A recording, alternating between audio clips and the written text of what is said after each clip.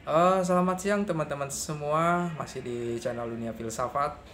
Kita akan berbicara mengenai mitologi Yunani tentang Raja Midas.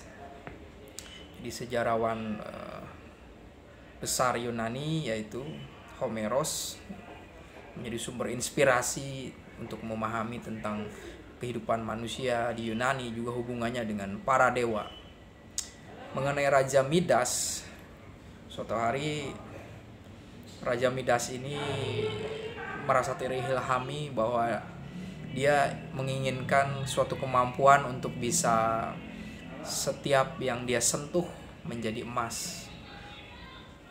Karena setiap emas itu pasti berharga gitu kan, dan itu bisa menambah harta, kekayaan, dan bisa sejahtera mungkin ya. Tentu saja kesejahteraan itu buat kerajaan ya, bukan untuk rakyatnya mungkin ya. Akhirnya Raja Midas permintaannya dikabulkan oleh para dewa. Jadi setiap tangannya menyentuh sesuatu, yang disentuhnya menjadi emas. Wah, dinding bisa jadi emas, batu menjadi emas. Suatu hari karena kemampuan menyentuhnya dengan menyentuh setiap yang kena dia tersentuh itu menjadi emas. Suatu saat anaknya juga tersentuh oleh dia dan dia menjadi emas. Begitu juga dengan keluarganya yang lain dia sentuh menjadi emas. Begitu juga dengan orang-orang sekelilingnya.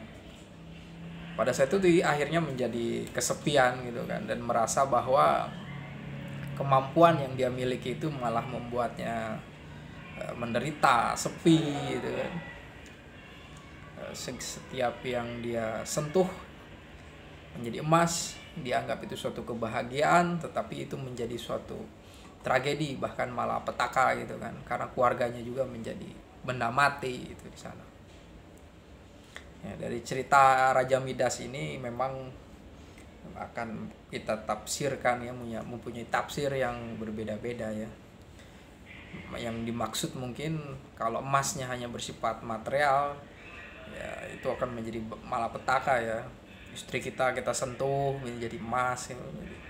Anak kita sentuh jadi emas gitu kan, jadi patung emas gitu kan.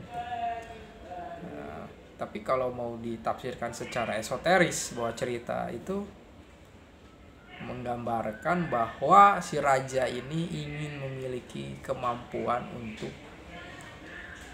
membuat seseorang atau sesuatu itu menjadi berguna gitu kan. Kadang-kadang sesuatu yang berguna itu ya berasal dari suatu sentuhan kekuasaan gitu kan. Setiap yang dia sentuh ingin menjadi emas. Di sini bisa digambarkan bahwa manusia itu menjadi emas di sini adalah mengalami suatu pencerahan gitu kan. Menjadi manusia yang tercerahkan gitu kan. Menjadi manusia yang berguna gitu kan, secara esoterisnya gitu. Lalu apakah setiap yang tercerahkan itu akan membuat suatu kebaikan atau malapetaka? Misalnya dalam penafsiran Komarudin Hidayat mengenai tragedi Raja Midas ini, ketika manusia diberikan pengetahuan, dia mengotak-atik pengetahuan, menciptakan industri, menciptakan teknologi. Dengan teknologi itu membuat berbagai suatu krisis ya, krisis paradigma, misalnya ideologi perang, ideologi eksploitasi alam, militerisme, bahkan